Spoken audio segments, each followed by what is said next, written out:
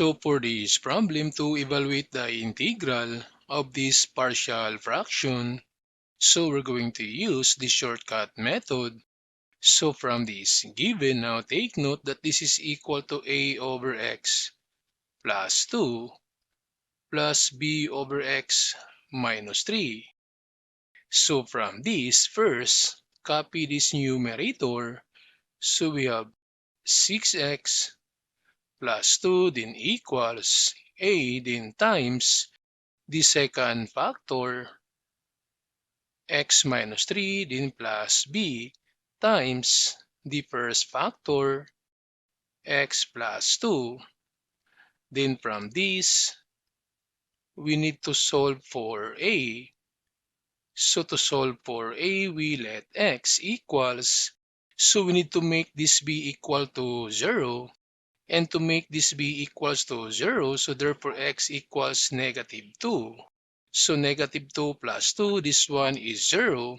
So therefore, to solve for a, we let x equals negative 2. So substitute now from this equation. So this becomes 6 times negative 2 plus 2 then equals a then times. Again, x is negative 2 minus 3. Now take note that this b becomes 0, so there's no need to write. Then to simplify, so this one is negative 12 plus 2 then equals a times negative 2 and negative 3. This one is negative 5.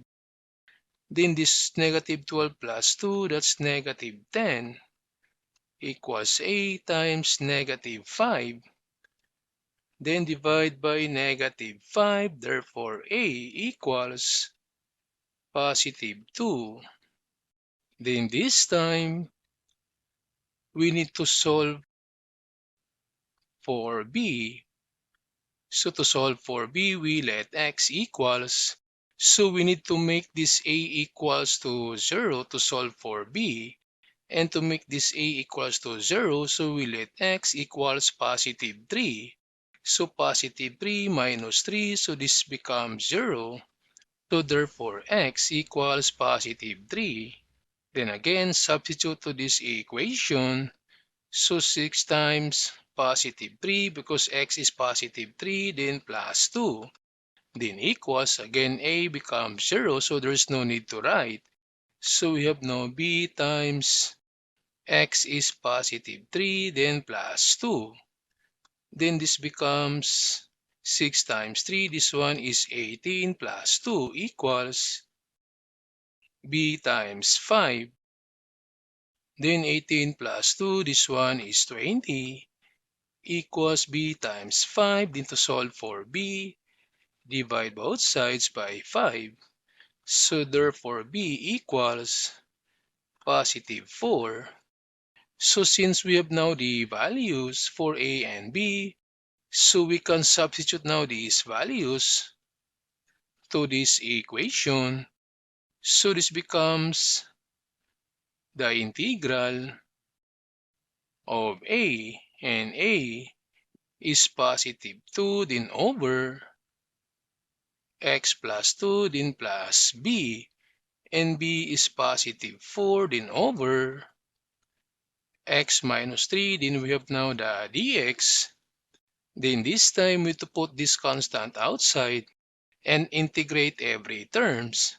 So we have now 2 times the integral of dx over x plus 2.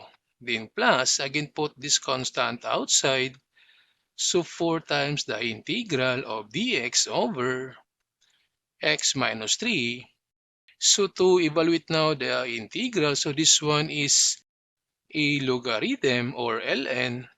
So we have now 2, then times ln, the absolute value of x plus 2, then plus 4, then ln, then the absolute value of x minus 3, then plus c.